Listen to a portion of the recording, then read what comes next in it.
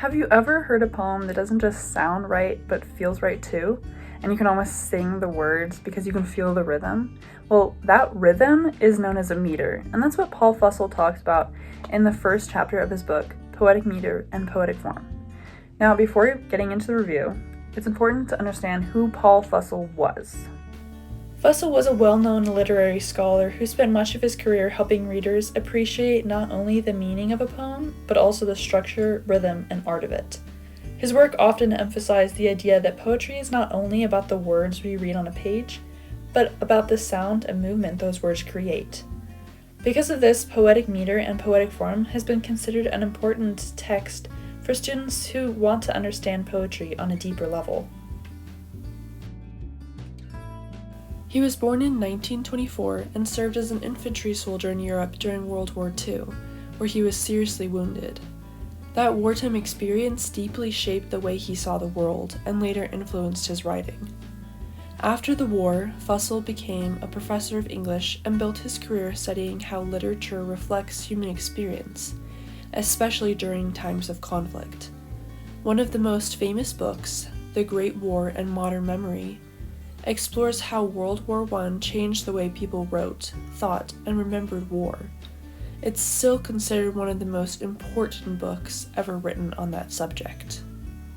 Fussell also wrote about American social class, travel, and wartime realities in books like Class, Wartime, and Thank God for the Atom Bomb. His writing style was sharp, honest, and often sarcastic.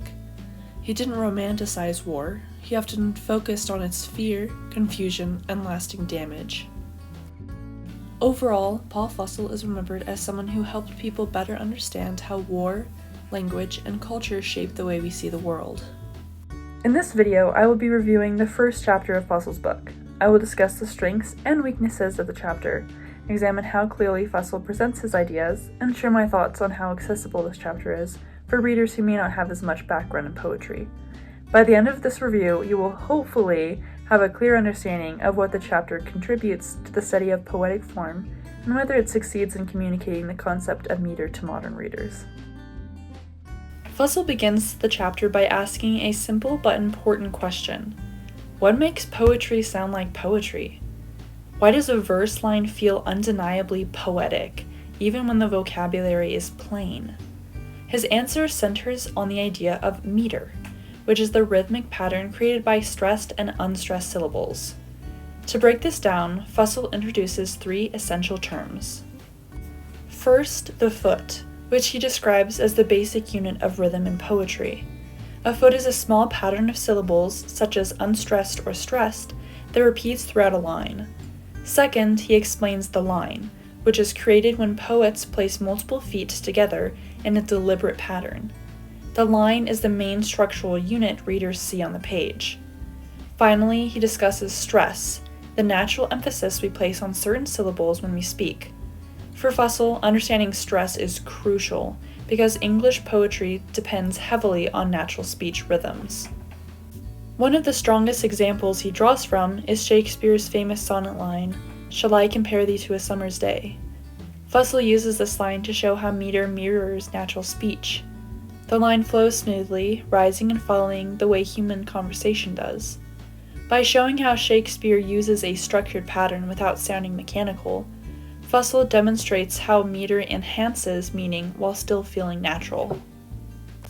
There are several strengths in this chapter that make it valuable for readers. First, Fussell's explanation of meter is surprisingly clear given how technical the topic can be. Poetry discussions often become complicated quickly, but Fussell grounds his explanation in recognizable speech patterns and familiar poetic examples. This makes the chapter less intimidating for readers who might be new to the subject. Another positive aspect is that Fussell encourages readers to actively listen to poetry. He stresses that poetry is an auditory experience and that the full effect of meter can only be understood when a poem is heard aloud.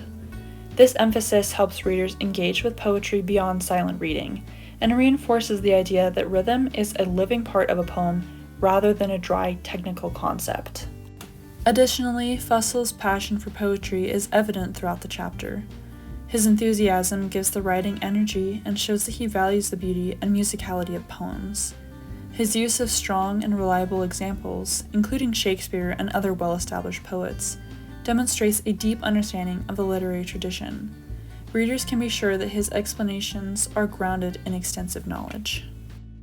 However, the chapter also has some weaknesses. One significant issue is Fussell's diction. His language can be dense and academic, which might make the chapter difficult for beginners. Readers that are unfamiliar with poetic terminology may need to reread sections to fully understand his explanations. While his ideas are valuable, the writing style may create a barrier for those who are not used to scholarly prose. Another limitation is that Fussell focuses almost entirely on English poetry, leaving out poetic traditions from other cultures. Many cultures have rhythmic and formal systems that differ greatly from English meter, and the chapter does not acknowledge these variations. As a result, the scope of his explanation is somewhat narrow and centered on Western literary tradition. His examples, while reliable, may also feel dated to today's readers. Shakespeare is an excellent source for understanding meter, but modern poetry also contains rich examples that could help readers see how meter functions in contemporary works, including a wider range of poets that would strengthen his argument and show that meter remains relevant today. In reviewing these weaknesses, I compare Fussell's examples with broader poetic traditions and more recent poems, many of which use rhythm in unique ways. Doing so highlights how the chapter could be improved by incorporating a more diverse selection of poets. To conclude, the nature of the meter succeeds in giving readers a solid foundation for understanding poetic rhythm. Fussell's explanations are clear, passionate, and well supported by examples. However, the chapter's dense language, narrow cultural focus, and reliance on older English poets limit its accessibility for readers. Personally, I found the chapter informative and engaging overall, and it helped me to think more deeply about how rhythm shapes meaning in poetry.